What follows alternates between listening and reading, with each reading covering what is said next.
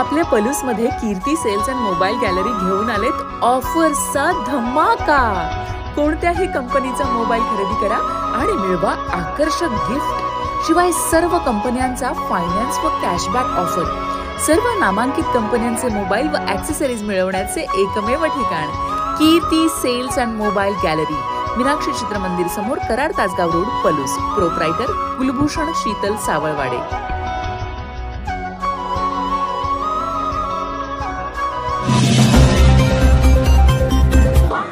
सर्वप्रथम विनम्र नमस्कार।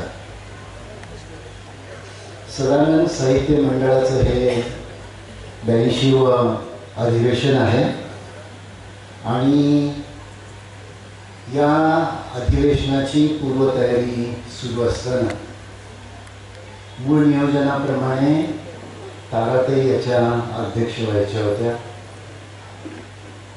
आणि ताराताईंची प्रकृती बिघडली आणि सदानंद साहित्य मंडळ अडचणीत आलं। मग ते माझ्याकडे आलं, पण माझा स्वभाव असा आहे की कधीही बोलवा येतो।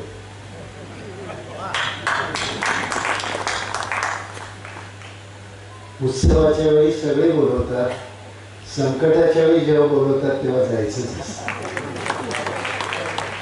अशी माझी धारणा असल्यामुळे मी अगं माशी वगैरे असं काही न म्हणता अत्यंत मनापासून या साहित्य संमेलनाचा स्वीकार केलेला आहे अध्यक्षपदाचा। मला बरीच काय म्हणतो आपण की प्रलोभन दाखवण्यात आली की या मंडळाचा अध्यक्ष झाला तर मग अखिल भारतीय साहित्य मंडळाचा अध्यक्ष, अशी काही दुःस्वप्न या क्षणापर्यंत मला पडलेली नाही। त्यामुळे त्या प्रलोभनाला बळी पडून पण मी काही आलेलो नाही। मी का आलो असं जर तुम्ही मला विचारा तर औदुंबर अंकलखोप या परिसरामध्ये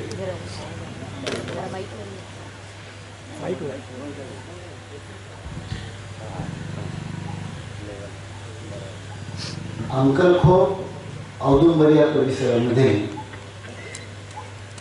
सतत 82 वर्ष घेतला वसा टाकू नये या न्यायाने तुम्ही सर्व या परिसरातली साहित्यप्रेमी मंडळी हे साहित्य संमेलन करता, त्याच्याबद्दल खरं म्हणजे कृतज्ञता व्यक्त करण्यासाठी मी आलेलो आहे। या साहित्य मंडळाचे अध्यक्ष श्री शहाजी सूर्यवंशी, उपाध्यक्ष अप्पासाहेब पाटील, कार्यवाह पुरुषोत्तम जोशी। माझ्या मागे आता जे भाषण केलं, खरं म्हणजे तिचं भाषण ऐकताना मला असं वाटलं की आता मी भाषण करायलाच पाहिजे का, अशी क्षणभर माझ्या मनामध्ये शंका येऊन गेली। ती माझी पूर्व सहकारी आणि आता साहित्य अकादमी पुरस्कार विजेती, कवी मनाची संवेदनशील अनुवादिका साहित्यिका सोनाली, तिच्या शेजारी बसलेली आणखीन अशीच एक संवेदनशील कवयित्री लता ऐवळे। लताकडे बघताना मला नेहमी असं वाटतं की लतानी एक म्हण रद्द करून टाकलेली आहे की आजपर्यंत आपण असं ऐकत आलो की कर्तृत्ववान पुरुषांच्या मागे कर्तृत्ववान स्त्री असते, पण लताच्या कर्तृत्वामागे तिचा नवरा तितकाच कर्तृत्ववान आहे आणि तो भूमिगतपणे राहतो। मी तो लिहिणारा वाचणारा मुलगा आहे बरं का लताचा, म्हणजे आमचे कदम नावाचे मित्र आहेत। त्यांनी विशेषतः पत्रकार मित्रांना मी सांगेन की त्यांनी पत्रकारिता क्षेत्रामध्ये फार मोठी उमेदवारी केलेली आहे। पत्रकार क्षेत्रात उमेदवारी केल्यानंतर माणसं जेव्हा निवृत्त होतात तेव्हा त्यांना करमत नाही। करमत नाही अशासाठी की रोज टॅगलाईन आपल्या नावाची वर्तमानपत्रात येते आणि आजपासून ती बंद होणार याचं दुःख भल्या भल्या पत्रकारांना झालेलं. अनेक संपादक माझे मित्र असल्यामुळे आजही मी जवळून पाहतो आहे. अशा काळामध्ये हा नवरा आपल्या बायकोला पुढं करतो याची नोंद सर्व पुरुषांनी घ्यावी.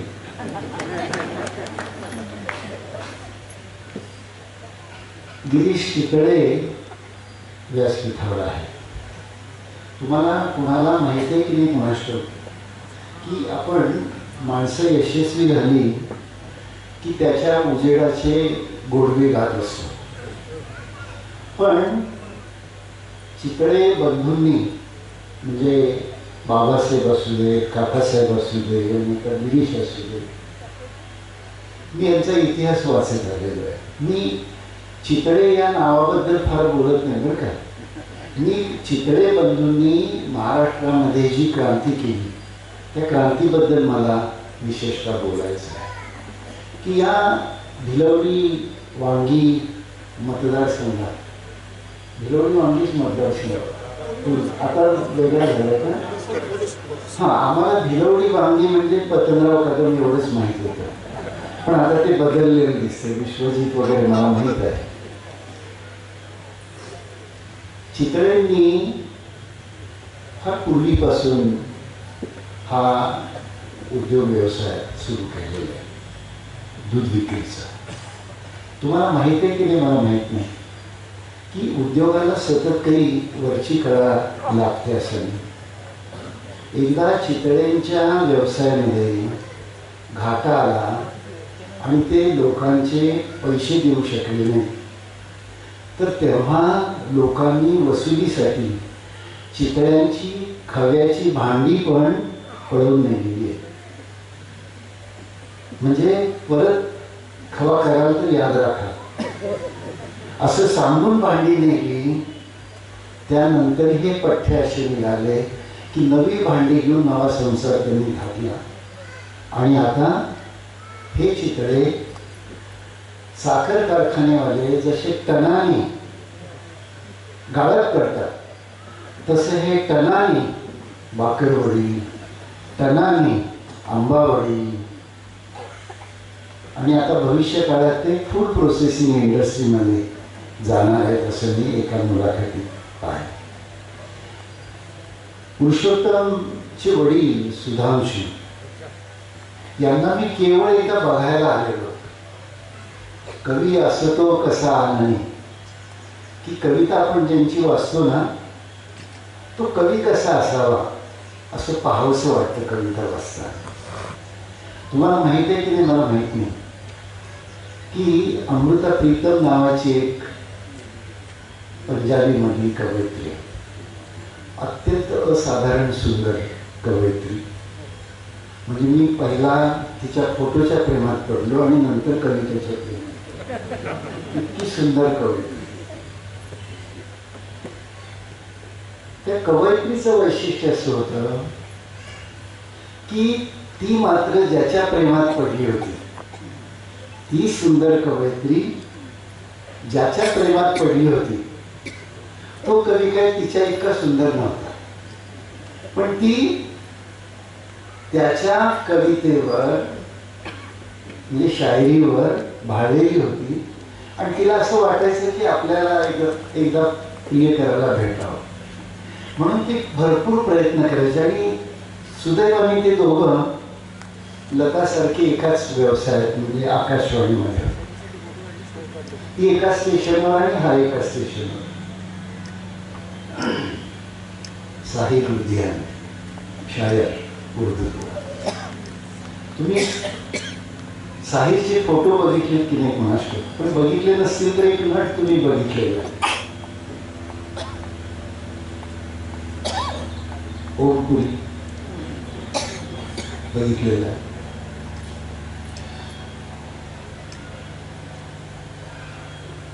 साहिलचं वैशिष्ट्य असं होतं की त्याच्या चेहऱ्यावर सगळे देवीचे व्रण. आणि साहिलला जेव्हा कळालं की ही कवयित्री आपल्या कवितेवर प्रेम करते आणि कवितेपेक्षा आपल्यावर जास्त प्रेम करते, आणि सारखं आपलं मागे लागते भेटण्यासाठी, आणि तो पळून जायचा. अमृता दिसली की पळून जायचा. तर तिनं एकदा तिला कळाल्यानंतर की आपला विद्रूप चेहरा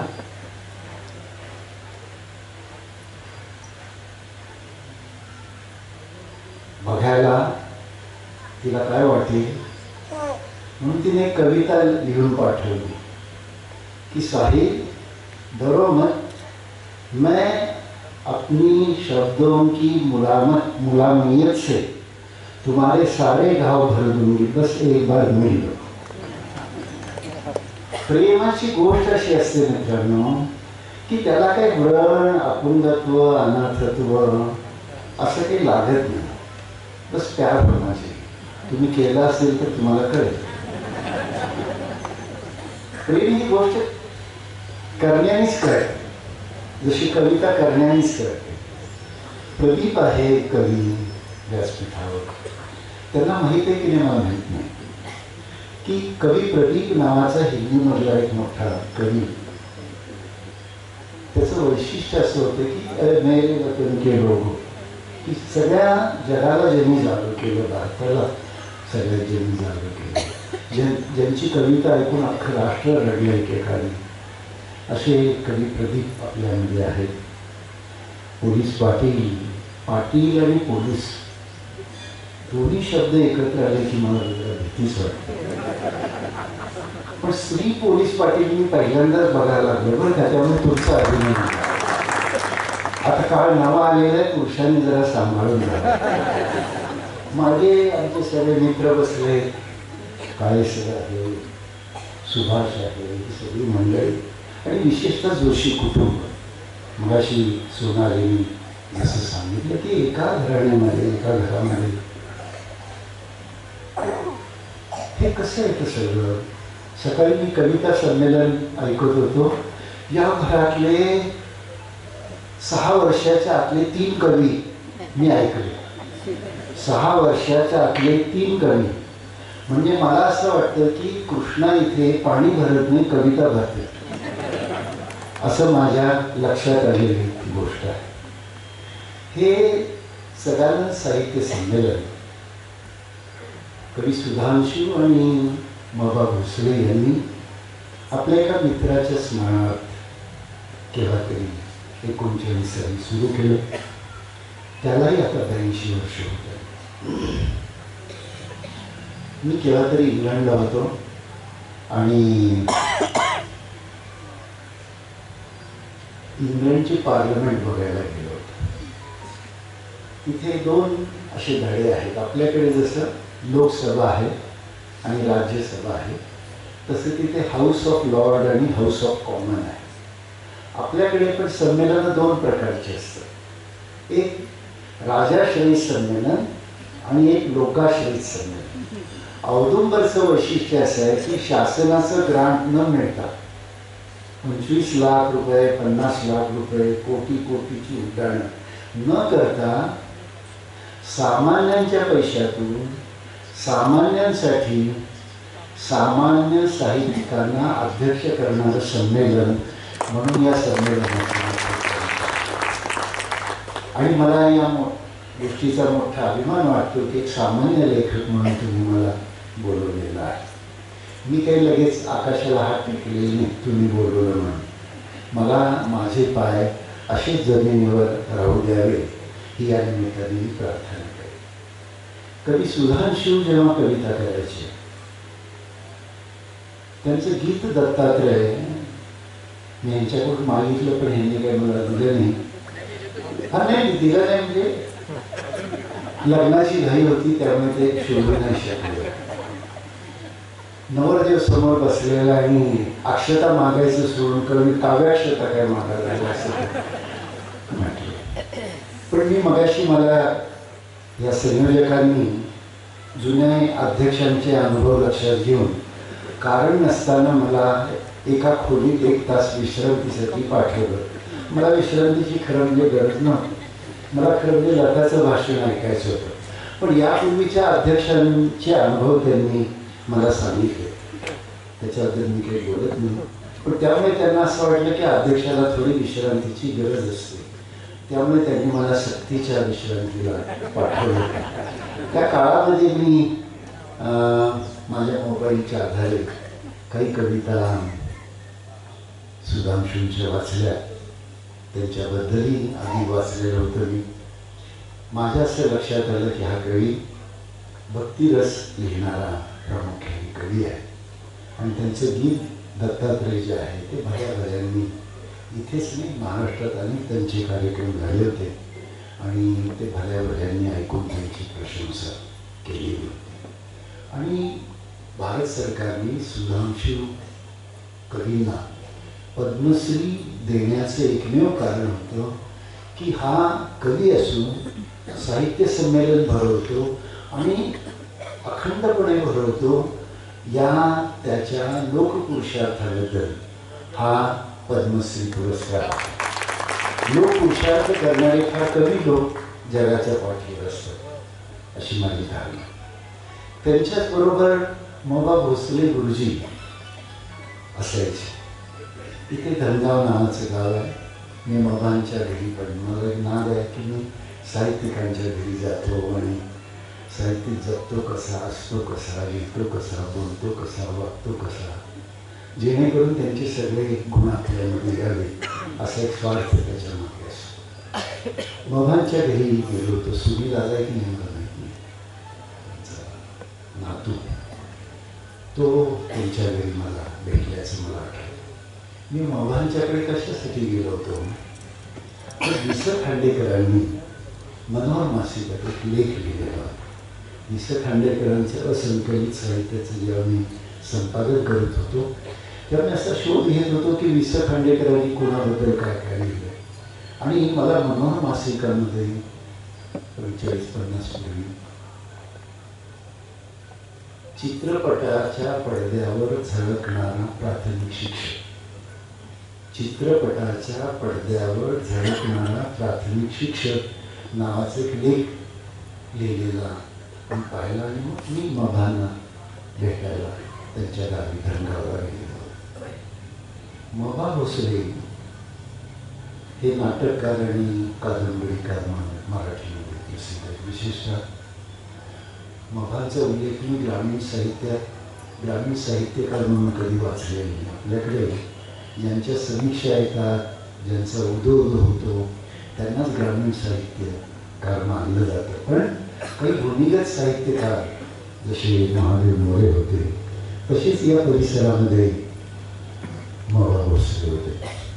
त्यांनी एक कादंबरी लिहिली उघडा जग नावाची, आणि ती कादंबरी ते बऱ्याच प्रकाशकांच्याकडे, तेव्हा हे नवनाथ जोशी प्रकाशक नव्हते, नाहीतर त्यांना इथेच एक प्रकाशक मिळाला असता.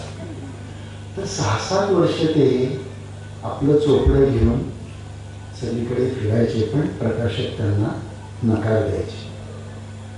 मग त्यांनी पदरमोड करून आपलं पुस्तक, आपली कादंबरी उघडं जग प्रकाशित केली. त्या अगोदर त्यांनी आपली कादंबरी खांडेकरांना अर्पण केली होती. हे पुस्तक ते उघडं जग खांडेकरांच्याकडे वाचायला देऊन गेले. मोठा लेखक झाला की लोक रोज पुस्तकं पाठवतात, वाचा, अभिप्राय द्या, प्रस्तावना द्या वगैरे, परीक्षण करा. खांडेकरांनी उघडं जग वाचले आणि त्यांचे खांडेकर, तुम्हाला माहिती आहे की हे माहिती आहे की नाही मला माहीत नाही तुम्हाला, की खांडेकर नुसते कथाकार, कादंबरीकार, कवी, समीक्षक, व्यक्तिचित्रकार नव्हते, ते पटकथाकार पण. म्हणजे खांडेकरांच्या कथांवर किती चित्रपट निघाले ते तुम्ही मराठी भाषिक आहात म्हणून तुम्हाला प्रश्न विचार. 1-2 नव्हे, चांगले 28 चित्रपट खांडेकरांच्या कथावर निघालेले. त्याचे पुस्तक पण मी प्रकाशित केले, ठोकळा मोठा 700 पानाचा, वाचा केला ते. की मराठीमध्ये 16 चित्रपट, हिंदीमध्ये त्याचं डब करून परत तेवढे चित्रपट, त्याच चित्रपटाचं डब करून परत तमिळमध्ये, तेलुगूमध्ये धर्मपत्नी वगैरे या नावाने, की या लेखकाला काय भाग्य मिळावं त्याच्या आयुष्यामध्ये की त्यांनी सुखाचा शोध नावाची कादंबरी आणि त्याच्या चित्रपट पण निघाला. कादंबरीनंतर आली आणि चित्रपट निघाला. तर जेव्हा चित्रपट निघाला तर तो समाज पण किती प्रगल्भ होता का की चित्रपट थिएटरमध्ये तिकिटाबरोबर कादंबरी पण विकायला ठेवली होती. आणि असा इतिहास आहे की जेवढी तिकीटं खपायची तेवढ्या कादंबऱ्या खपायच्या. असा सुकाळ परत वर्तमानातील सगळ्या कादंबरीकारांना यावर्षी अपेक्षा आहे की साहित्याचं हे जे सगळं भरलंपण आहे ते केव्हा तरी इतिहास म्हणून आपण सगळ्यांनी समजून घेतलं पाहिजे. मित्रांनो, मला तुम्ही या संमेलनाचं अध्यक्षपद दिलं त्याबद्दल मी तुमचे मनापासून आभार मानतो. तुम्ही का मला बोलवलं असं मी उगीच आमंत्रण आल्यापासून विचार करत आहे की मला ना साहित्य अकादमीचा पुरस्कार, ना मला भारतीय ज्ञानपीठाचा पुरस्कार, आणि मी हिंदीचा असल्यामुळे मी तुम्हाला सांगतो मी असा एक लेखक आहे, खुद लिखे खुदा पडे. मी लिहितो, माणसं नाही वाचतो, देवच वाचतो, दत्त वाचतो म्हणाला आवडून बरं. माणसांनी मनस्वीपणे लिहावं, याची पर्वा न करता लिहावं की कोण वाचतं कोण नाही, कोण समीक्षा करतं कोण नाही. स्वांत सुखाय साधना ही साहित्याची मित्रांनो खरी साधना असते, ती मी करत आलेली आहे. जेव्हा तुम्ही स्वार्थ सुखाय म्हणून साहित्याची साधना करता, साहित्याची तपश्चर्या करता, तेव्हा त्या साहित्याला एक असं आपलेपण येतं. ते आपलेपण काय असतं की कधी कधी पूर्वी आपण साधारणपणे 50च्या आधी मंडईत जायचो बायको बरोबर. 50 नंतर काही मला सुना आल्यानंतर मंडईत जायला लागले आणि आता बाजारभाव पण मला 50 नंतर माहीत नाही, सुनांच्यामुळे मुलांच्यामुळे.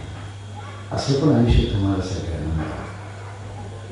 तर ते 50 पूर्वी जेव्हा बायको बरोबर मी मंडईत जायचो भाजी आणायला, कोणतरी असं भेटायचं काहीतरी लिहिलेलं. सोनालीने जसं सांगितलं की माझी आत्मकथा खाली जमीनवर आकाश वर्तमानपत्र द्यायची. आणि तेव्हा तर मला चांगलं सोनाली आठवतं की मला पहाटे 2लाच फोन यायचे, पण आपल्या आधी अमेरिकेत युरोपमध्ये सकाळ लोक वाचायचे, म्हणजे आपण झोपलेलं असायचं पण त्याच्या आधी त्यांना सकाळ वाचायला मिळायचं ही सकाळ, आणि ते मला फोन करायचे त्या काळामध्ये. आणि मला मोठं असं बरं वाटायचं की वाचक आपली झोप उडवतात, लेखक झोप उडवतात तुम्हाला माहिती आहे, पण माझी झोप वाचकांनी उडवली याची मला जास्त आनंद देणारी गोष्ट असते की तुम्हाला वाचक जागा ठेवत असतो.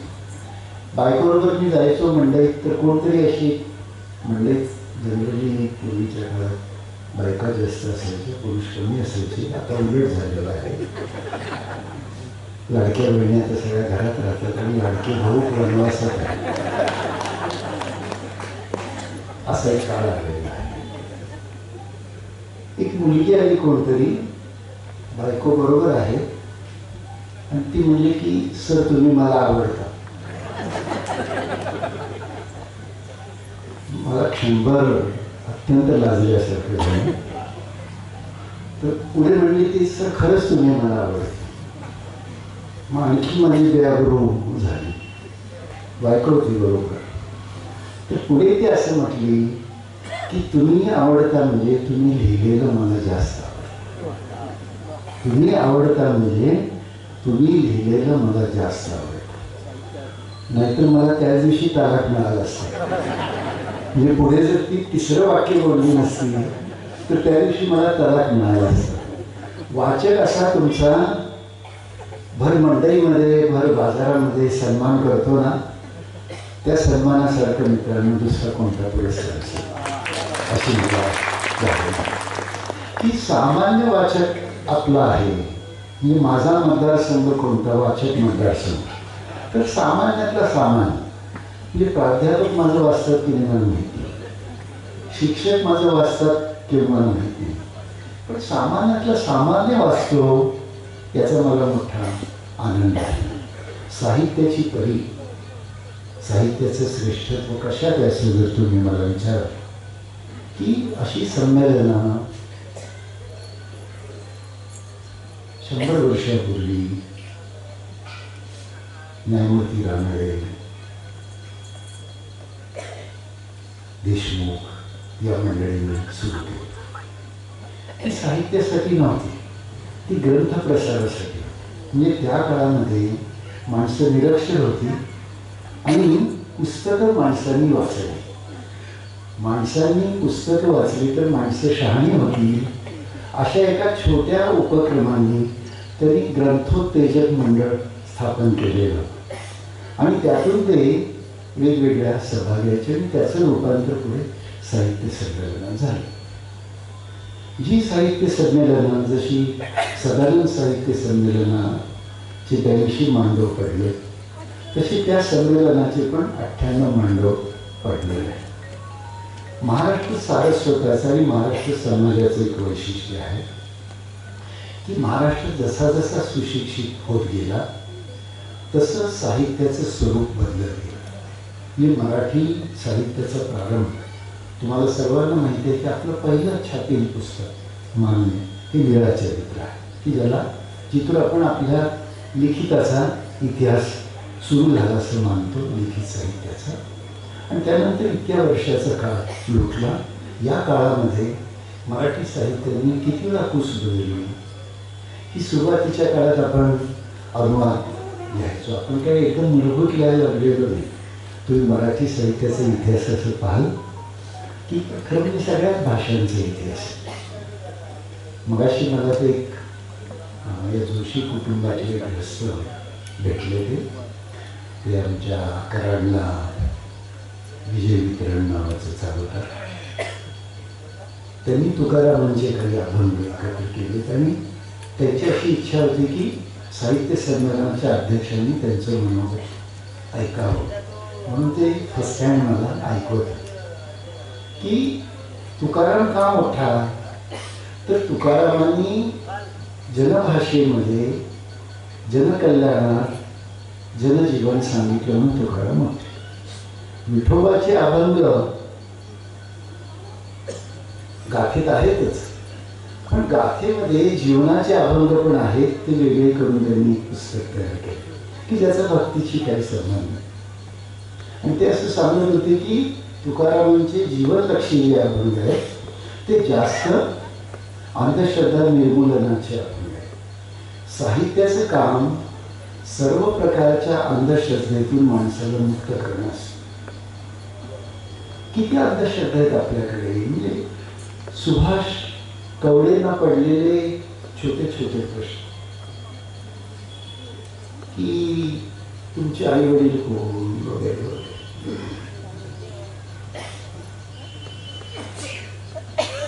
मी अनाथ आश्रमात जन्मले खरं, पण मी नंतर महाराष्ट्रातल्या सगळ्या अनाथ आश्रमांचा प्रमुख झालो. मी ज्या आश्रमात होतो त्याचाही प्रमुख झालो, ज्या विमानामध्ये होतो त्याचाही प्रमुख झालो. आणि खरं म्हणजे जगातल्या अशा सगळ्या संस्थांचा प्रमुख म्हणून मी जगातल्या 20-25 देशामध्ये पण जाऊन आलो जिथे आमची मुलं होती वगैरे. मला कळालेली गोष्ट काय माहिती आहे का की आपण वेगवेगळ्या अंधश्रद्धांच्या मध्ये जगत असतो. त्यातली एक अंधश्रद्धा जात आहे.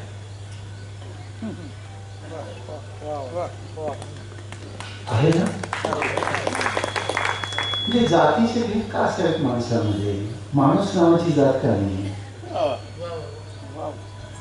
म्हणजे मी नेहमी सांगतो अशा समारंभांमध्ये की मी प्रवास करतो. मी तर गाव गोसावीच आहे, रोज कुठे असतो. गोसाव्याचं घर तुम्हाला माहित आहे ना. गोसावी कधी घर बांधत नाही. तो रोज दुसऱ्या गावाला स्वप्न करतो की आता उद्या आपण घर बांधू. तसं माझं पण स्वप्न आहे की उद्या आपण काहीतरी करू. मी रोज आपल्या नव्या गावाला फिरत राहतो.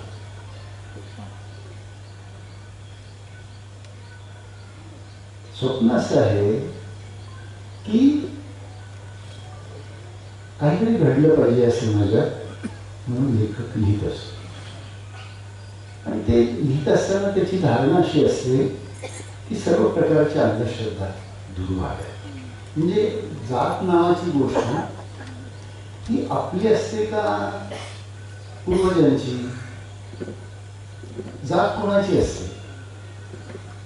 तुमचं आडनाव कोणाचं असतं? पूर्वजांचं असतं.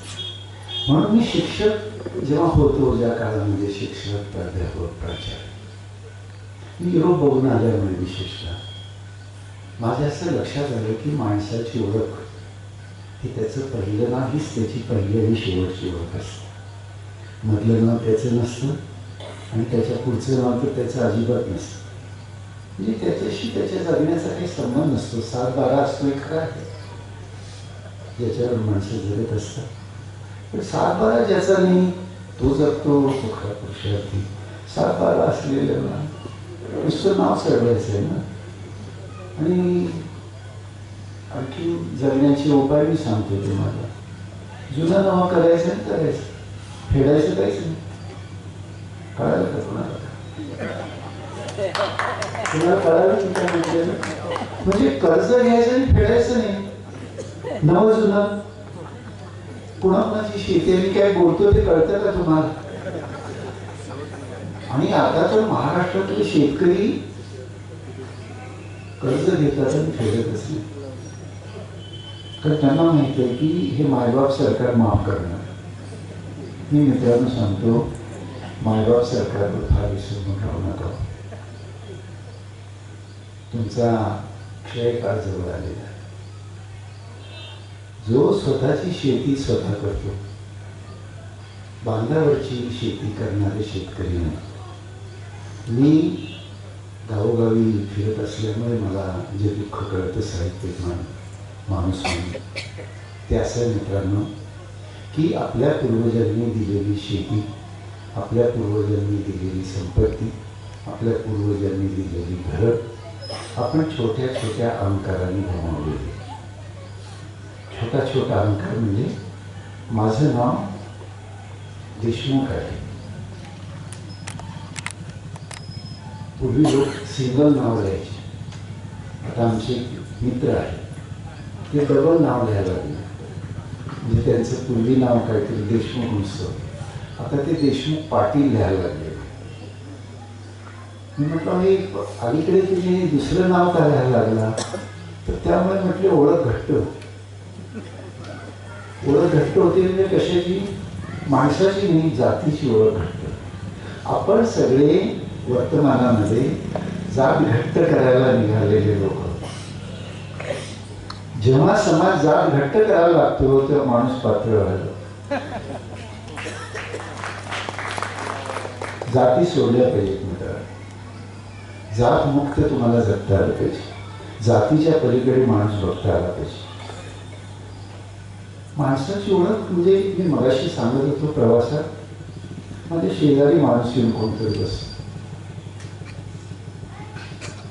बसल्यापासून 5 मिनिटं झाली. कुणापैकी?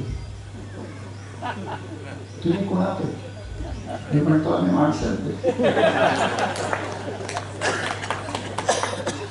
मी माणसांपैकी.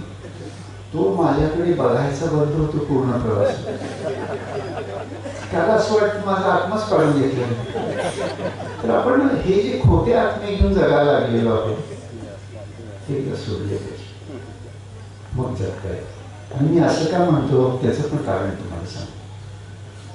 त्या माणसाला असं उत्तर दिल्यामुळे उरलेल्या प्रवासाच्या काळात माझं चांगलं वाचन. नाही तर मग ते 7 जन्माचं काय काय विचारायचं.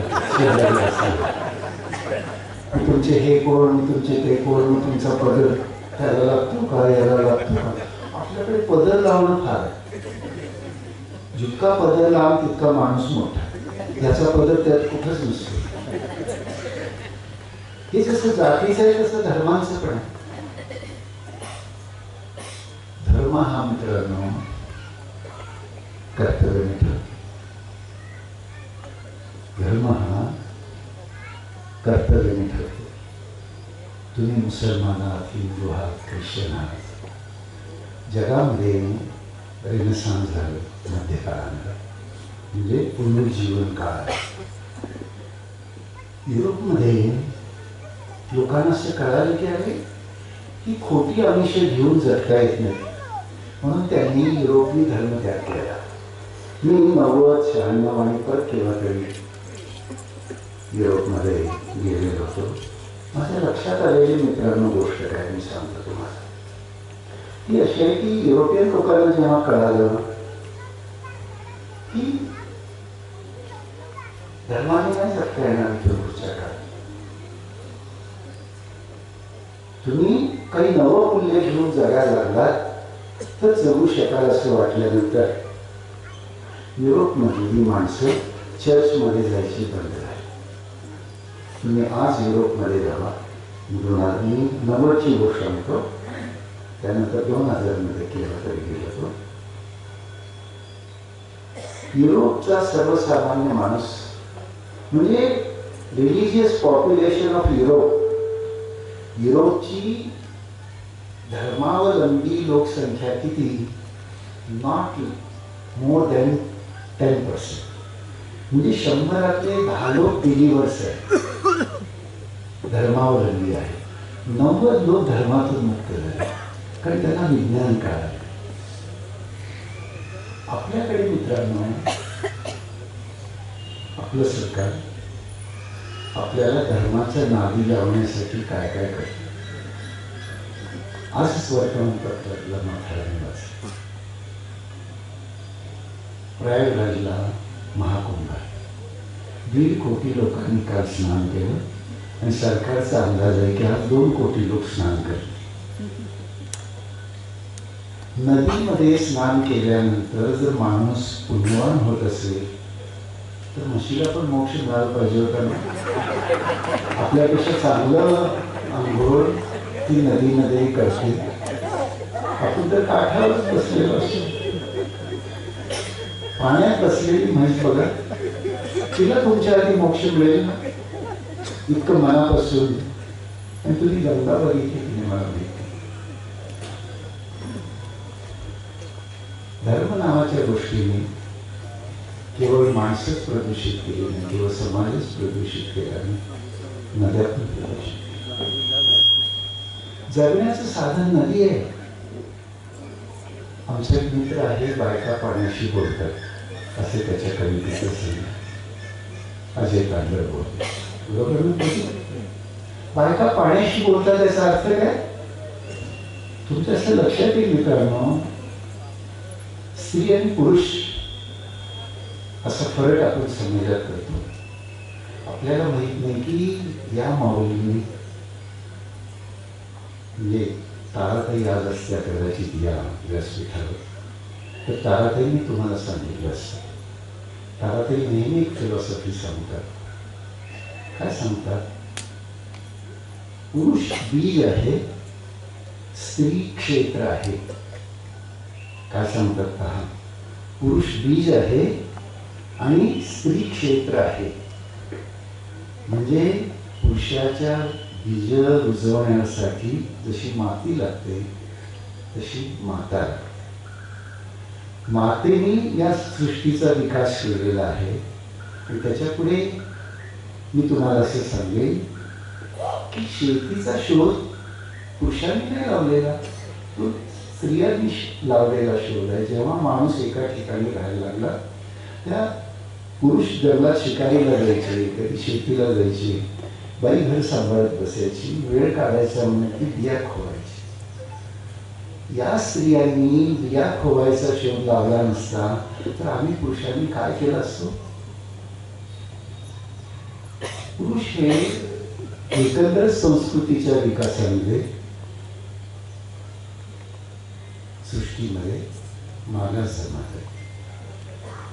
स्त्री ही डीएनएच्यामुळे, तिच्या परंपरेमुळे आणि खरं म्हणजे तिच्या संवेदनशीलतेमुळे ही अत्यंत तरल आणि सतत विकसित होत राहणारे. म्हणजे तुम्ही स्त्री पुरुषांचा इतिहास पहा, स्त्रियांचा जितका विकास झाला तितका पुरुषांचा नाही झाला.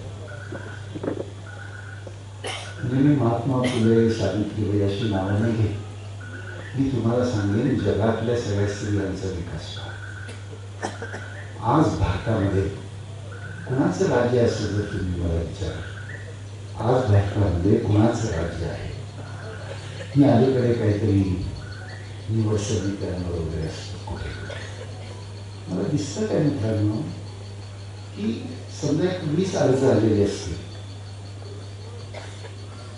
तर त्यातले 15 अर्ज स्त्रियांचे असतात, मुलींचे असतात, महिलांचे असतात, 5 तिकडे तिकडे पुरुषांचे असतात. जागा 10 असतात निवडायच्या, त्या 20 पैकी 10च्या 10 जागा स्त्रियांची निवड.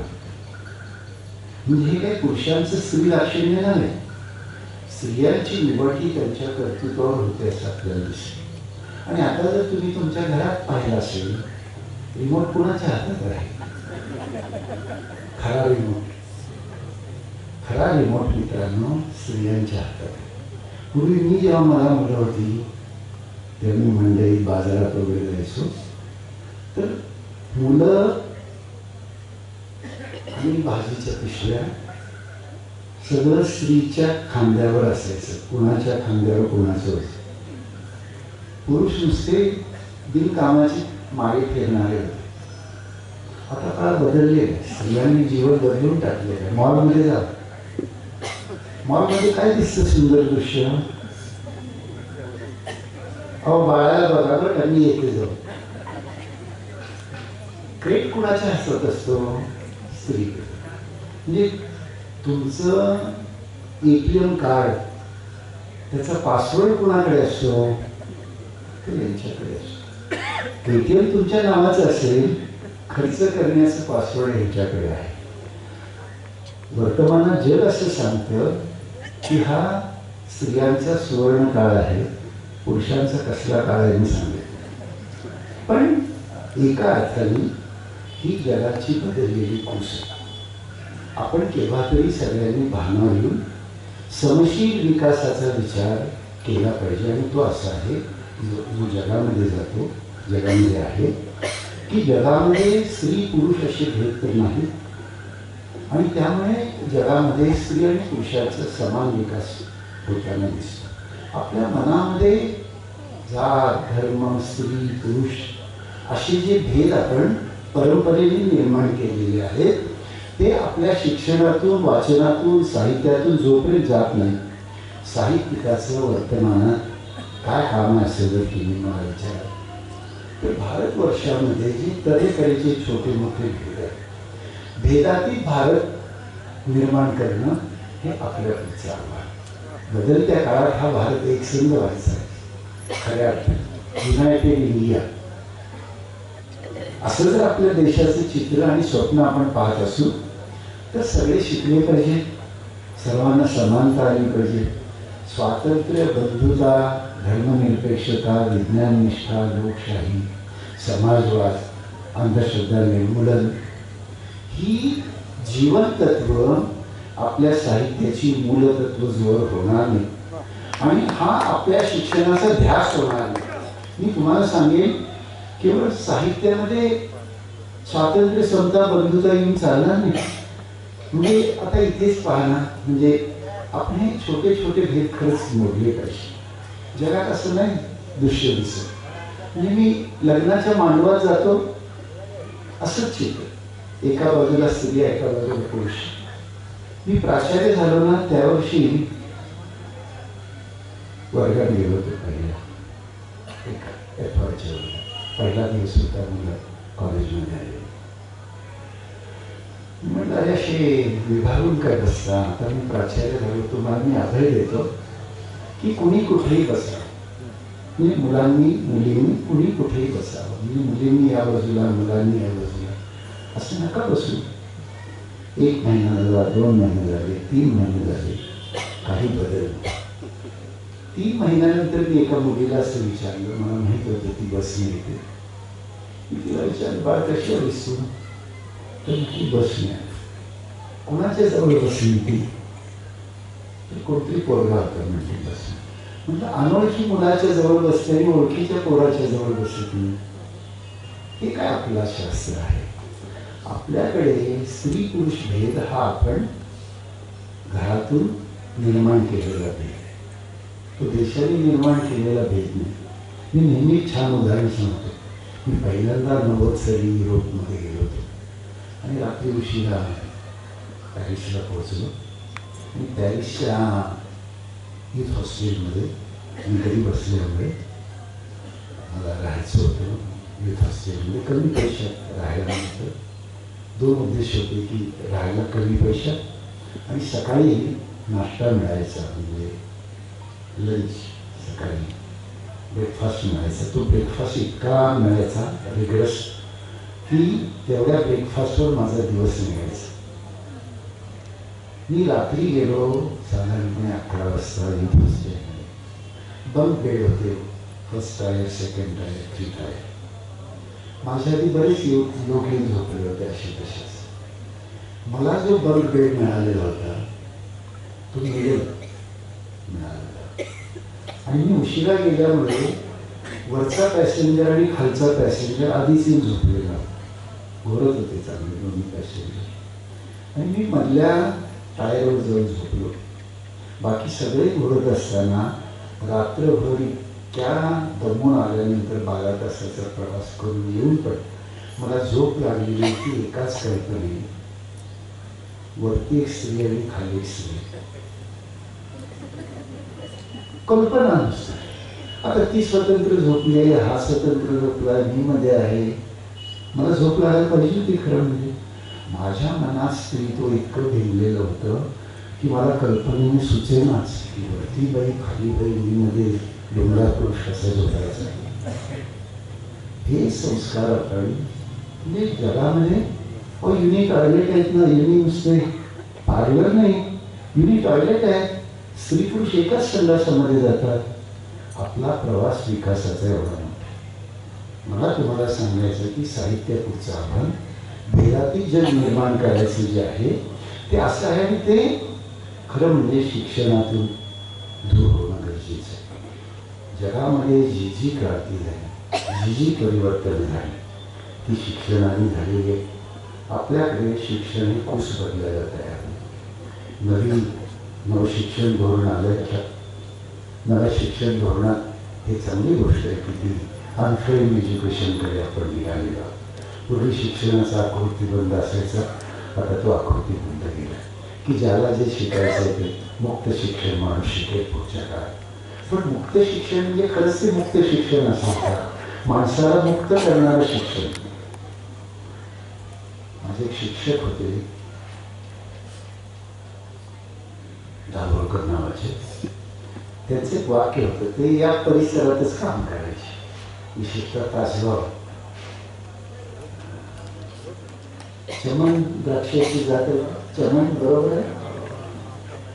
चमन द्राक्ष जेव्हा आली तेव्हा ते मला शिकवायचं आणि ही सगळी तासगावची बाग एका थंडीमध्ये गारठलेली होती आणि माझ्या शिक्षकांच्याकडे हे सगळे द्राक्ष बागायतदार आले आणि त्यांनी ही सगळी बाग या परिसरातली वाचवली.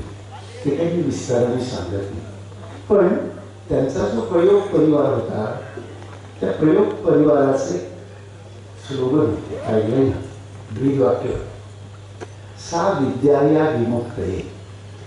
विद्या कोणती, शिक्षण कोणतं, जी तुम्हाला मुक्त करते. आपलं शिक्षण मुक्त नाही करत, ते बंधनात घाल. म्हणजे माणसं का शिकतात असं कधीतरी मला वाटतं, माणसं का वाचतात असं कधीतरी मला वाटतं. म्हणजे कथा वाचून झोप उडाली नाही. भारतामध्येच साहित्यिकांचा हवा तितका सन्मान होत नाही. मी नेहमी सांगतो आणि कुसुमाग्रजांनी पण ते लिहून ठेवलं. तुम्ही कधी फ्रान्स आणि जर्मनीच्या हायवेवरून निघालात बाय रोड मोटरने, तर फ्रान्सच्या पूर्वी, फ्रान्सची सीमा लागण्याच्या पूर्वी एक होर्डिंगला जर्मनकडून फ्रान्सकडे.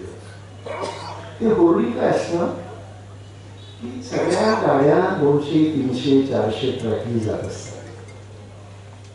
तिथे मात्र 1 किलोमीटरभर अंतर हे 0 स्पीडचं असतं. तो बोर्ड इंग्लिशमध्ये असतो, स्पेनमध्ये असतो, डचमध्ये असतो, इंग्लिशमध्ये असतो, फ्रेंचमध्ये असतो, जर्मनीमध्ये असतो. तो बोर्ड काय सांगतो? प्रत्येक पॅसेंजरला तुमची वाहने सावकाश. इथून पुढे 100 मीटर अंतरावर या देशाला, छोटा देश आहे फ्रान्सच्या अगोदरच, या देशाला एकमेव नोबेल मिळवून देणाऱ्या साहित्यिकाची घर आहे. या रस्त्यावर 100 मीटर अंतरावर या देशाला एकमेव नोबेल मिळवून देणाऱ्या साहित्यिकाची घर आहे. वाहने सावकाश. कदाचित तो आपल्या देशासाठी दुसऱ्या नोबेलची रचना करत असतो. आणि तो प्रोटोकॉल सगळ्यांना लागू आहे. राष्ट्रपतीची गाडी आली तरी ती 0 आवर्सनीच जाणार. एक देश साहित्यिकाचा इतका सन्मान करतो. साहित्यिकाचा सन्मान करणारे 2 देश सुसंस्कृत मानले जातात जगामध्ये. आपल्याला त्या सुसंस्कृत जगाकडे पण वाटचाल भविष्य काळात करायची. म्हणजे ही साहित्य संमेलनं मला मोठी का वाटतात? म्हणजे सदानंद साहित्य संमेलनाने 39 सालापासून आज अखेर खांद्यावर घेतलेली दिंडी खाली ठेवलेली. मला तुम्हाला सगळ्यांचं कौतुक अशासाठी करायचं आहे की तुम्ही साहित्यासाठी पदरमोड करता. म्हणजे हे मी बोर्ड वाचले मगाशी, आता सगळ्यांना वाचता नाही ना, की मला मोठा अभिमान वाटला की अरे सार्वजनिक संस्था या सार्वजनिक उपक्रमांचे आश्रयदाते असले पाहिजे. हा वस्तुपाठ या सगळ्या संस्थांनी दिलेला आहे. मग अंकलकोटचे असेल, भिलवडीचे असेल, चितळे उद्योग असेल, म्हणजे आपल्याकडे असलेलं अधिकचं धन समाजहितासाठी खर्च करायचं आणि ते पण साहित्याच्या उत्सवासाठी खर्च करायचं. ही सुसंस्कृतता भिलवडी वांगी परिसरातच आहे. तुमच्याकडून महाराष्ट्र साहित्य संस्कार शिकलेला आहे. मला असं वाटतं की इथून पुढच्या काळामध्ये महाराष्ट्र जर सुसंस्कृत झाला, काय कळालं का? इथून पुढच्या काळात जर महाराष्ट्र सुसंस्कृत झाला तर त्याचं श्रेय सदानंद साहित्य संमेलनाला. राज्याची सुसंस्कृतता अशा लोकोत्सवावर असते. पंढरपूरची वारी बंद का पडत नाही मित्रांनो. मी एकदा माऊलीची पालखी पुण्याला आलेली असताना त्या रात्री प्रवासात पुण्याला उतरलो होतो आणि माझ्या असं लक्षात आलं की मला पलीकडे जायचं होतं रस्त्याच्या. मला रस्त्याच्या पलीकडे जायला किमान 2 तास थांबायला लागलं. त्या वारकऱ्यांना कधी कुणी निमंत्रणं पाठवली आणि तुम्हाला तरी व्हॉट्सअपवर आली असतील, वर्तमानपत्रात आली असतील. हे आमचे पत्रकार मित्र सगळ्यात चांगली गोष्ट काय करतात असं जर तुम्ही मला विचारा तर असे चांगले उपक्रम चांगल्या माणसांच्यापर्यंत पोचवतात. त्यामुळे चांगली माणसं अशा चांगल्या उपक्रमांना जमतात. वर्तमानपत्र नसती, व्हॉट्सअप नसतं, फेसबुक नसतं तर आपण इतक्या लगबगीने जमलो असतो का याची मला कधी कधी शंका येते. वर्तमानामध्ये माध्यमं जी आहेत सगळी, इलेक्ट्रॉनिक असू दे, प्रिंटेड असू दे, यांनी एक मोठं काम केलेलं आहे की दुसऱ्या क्षणी, खरं म्हणजे त्याच क्षणी. पूर्वी मी माझ्या लहानपणी 9वीला असताना मराठा वाचायचो, केसरी वाचायचो, सकाळ वाचायचो, 3-4 वर्तमानपत्र, स्वराज्य साप्ताहिक होतं, पडून पडून वाचायचो आम्ही. भारत आणि महाराष्ट्र किती गरीब होता मित्रांनो. 6 पानाचं वर्तमानपत्र असायचं आणि सार्वजनिक वाचनालयामध्ये 6 जण एका वेळी एक वर्तमानपत्र वाचायचे, मधला असायचा धारायचा पेपर, मधलं पण मग इकडचा इकडून वाचायचा, तिकडचा तिकडून वाचायचा. तिकडे आणि दोन माणसं असायची, ती एक वरचं आणि एक खालचं वाचायची. एक वर्तमानपत्र सार्वजनिक ठिकाणी 6 माणसं एकदम वाचायची. वाचनाच्या दुष्काळाच्या काळात वाचनाची तहान होती मित्र. माझं वाचन वृत्तपत्रातले वाचनाने सुरू झाले आणि त्या वाचनाने मला इतकी आवड लावली मित्रांनो. तुम्ही वर्तमानपत्रात काय वाचता मला माहिती, पण मी माझ्या 8वी-9वीच्या वयात सार्वजनिक वाचनालयात कोळशाच्या वाखारीच्या भिंतीवर 3 फडताळं होती. 3 फडताळं म्हणजे अशा 3 काठ्या आणि मध्ये वर्तमानपत्र कोंबायला 3 शेल्फ केलेले असायचे. असं बघितलं तुम्ही कधी? बघितलं असेल माझ्या वयाच्या लोकांनी ते. आणि आम्ही त्यातली वर्तमानपत्र घेऊन एका त्या कोळशाच्या आणि लाकडाच्या वखारीवर असं पसरून ती वर्तमानपत्र वाचायची. ती वाचताना बातम्यांचं आकर्षण मला फार नव्हतं, काय करायचं पण मला त्यातल्या जाहीर नोटीस, तुम्ही वाचता का जाहीर नोटीस? मला फार आवडायचं. तू सोडून 3 महिने झाले, ही नोटीस वाचल्यापासून 8 दिवसात आली तरच नांदून नाही तर नांदवणार नाही. ऐकले का? मला मोठी गंमत वाटायची की लग्न झालेले लोक सोडून का देतात, लग्न करतात कशाला सोडून द्यायचं तर. असे उगीच अकारण प्रश्न माझ्या बालपणीच माझ्या मनात निर्माण झाल्यामुळे साहित्यिक तेव्हा होतो जेव्हा त्याला प्रश्न पडते. प्रश्न पडले की साहित्य सुरू. यांना प्रश्न पडत नाही त्यांना लिहिता येते. प्रश्न पडले पाहिजे आणि प्रश्न म्हणजे बापाला पण विचारले पाहिजे. आपण प्रश्न विचारायचेच बंद केले ना, निष्प्रश्न. आपला समाज सगळा निष्प्रश्न झालेला आहे याचं मला कळलं. तुम्हाला बापाला म्हणजे तुम्हाला कळालं का? सरकारला प्रश्न विचारता आले. आपण सगळे मूक झालेलो, मूक, बधीर, अंध, अपंग. हा काही खरा समाज नाही. तुम्ही कोकणात जावा, अजून जाग फक्त कोकणात आहे. कोकणामध्ये सगळं 3 प्रतीत चालतं. 3 प्रतीत म्हणजे एक प्रत तहसीलदाराला, दुसरी प्रत मुख्यमंत्र्याला आणि तिसरी राष्ट्रपतीला. कारवाई करावी. आपल्याला आपले अधिकार माहित पाहिजे. अधिकार माहित असलेला माणूस लोकशाही जिवंत असतो. तुम्ही मतदान करता. तुमचं मतदान आणि माझं मतदान याच्यात फरक आहे मित्रांनो. तुम्ही नोटा घेऊन मतदान करता, आम्ही नोटा दाबून मतदान करतो.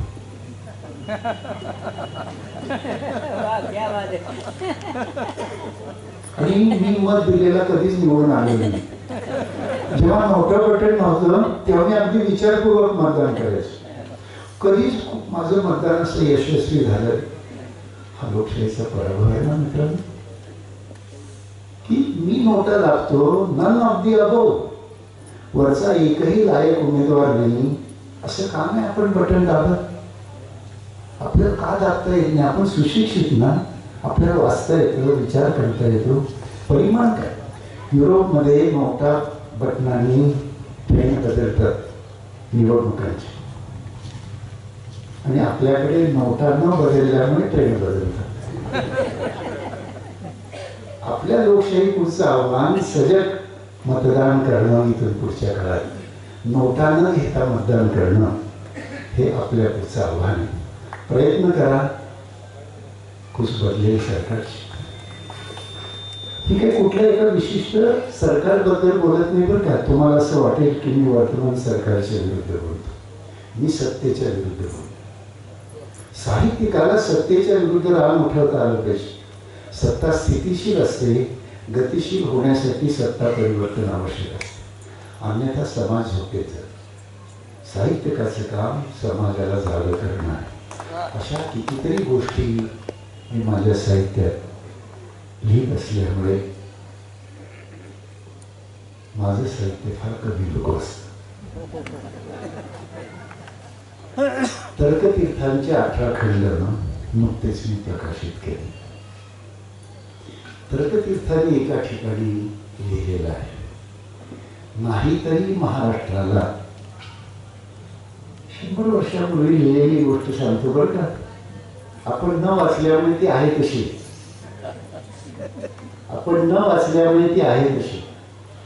100 वर्षापूर्वी तर्कतीर्थांनी काय लिहून ठेवलंय, नाहीतरी महाराष्ट्राला वैचारिकाचे वावडे आहेच. नाहीतरी महाराष्ट्राला वैचारिकाचे वावडे आहेच. मी तुम्हाला मित्रांनो सांगेन की ललित साहित्य लिहिणारी माणसं थोडंसं प्रतिभावान असतात. असं कल्पनेने मला लिहिता येत नाही, आम्हाला दोष, मला वास्तवच लिहिता येत. वर्तमानामध्ये विशेषतः मराठी साहित्य तुम्ही असं पहा,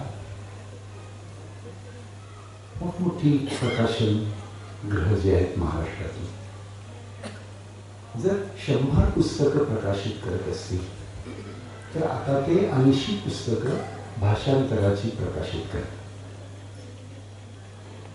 मी भाषांतरकारच आहे, पण मला असं वाटतं की जेव्हा तुम्ही दुसऱ्या भाषेची भाषांतर करून आपल्या भाषेला मोठं करण्याचा प्रयत्न करता, ते दुसऱ्याचं बाळ दत्तक घेण्याचाच उपक्रम असतो. आपलं बाळ आपल्याला मोठं करता आलं पाहिजे. मराठी अभिजात आहे हे केव्हा सिद्ध होईल मित्रांनो, तुम्ही तुमच्या भाषेत लिहिलं तर ना. म्हणजे वर्तमानामध्ये ललित साहित्याला ओहोटी आणि फलित साहित्याचा सुकाळ. फलित साहित्य म्हणजे लाडू कसे करावे, स्वेटर कसे मिळावे, यश कसे मिळवावे, पैशा पाण्याची गोष्ट. पैशा पाण्याच्या गोष्टी वाचून कदाचित तुम्हाला मित्रांनो भौतिक संपन्न होता येईल. बौद्धिक संपन्नता, बुद्धिप्रामाण्य समाज निर्माण करायचा असेल तर वैचारिकाला पर्याय नाही. वैचारिक साहित्य तुम्ही वाचलंच पाहिजे. तुम्हाला जर प्रगल्भ व्हायचं, परिवर्तनकारी व्हायचं आहे, नवा समाज घडवायचा आहे, नवा देश घडवायचा आहे, वैचारिकाला पर्याय नाही. त्यामुळे मी तुम्हाला असं सांगेन की मराठी साहित्याला नाहीतरी आता ओहोटीचाच काळ आहे. ओहोटीचा काळ अशा अंगाने की कथा कादंबऱ्यांनी मित्रांनो मनोरंजन होतं. मनोरंजनाने क्षणभर सुख पण मिळतं. पण तुमच्यापैकी कोण असं आहे का की कथा कादंबरी वाचल्यामुळे त्याचं जीवन बदललं? म्हणजे कथा कादंबऱ्या वाचून जर जीवन बदललं असतं तर ययाती वाचून महाराष्ट्र भवमुक्त झाला असता. महाराष्ट्र अजून मला भोगी का? ययाती वाचलाच नाही ना, वाचला आणि सोडून दिला. ययाती वाचला असता तर माणूस लैंगिक आकर्षणातून मुक्त झाला असता. आता सगळ्या सिरियल पहा काय प्रमोशन करतोय. कोणत्याही सिरियलमध्ये एका पुरुषाला एक सीता नाही आणि लोक 8-8 तास बघतात. म्हणजे तुम्हाला ते बरं वाटतं का बघताना? आणि असं कल्पना यायला लागते का की असं आपण जगावं, 4 बायका ठेवाव्या. सिरियल काय मेसेज देतो तुम्ही कधी विचार का करत नाही? अशा सिरियल चालू कशा राहतात? आपल्या सबकॉन्शियस मध्ये रावण बसलेला आहे, आपल्या सबकॉन्शियस मध्ये कृष्ण बसलेला आहे. राम नाही. रामाचं मंदिर बांधलं म्हणून तुमच्या मनात राम निर्माण झाला. एक वचनी, एक बाणी, एक पान.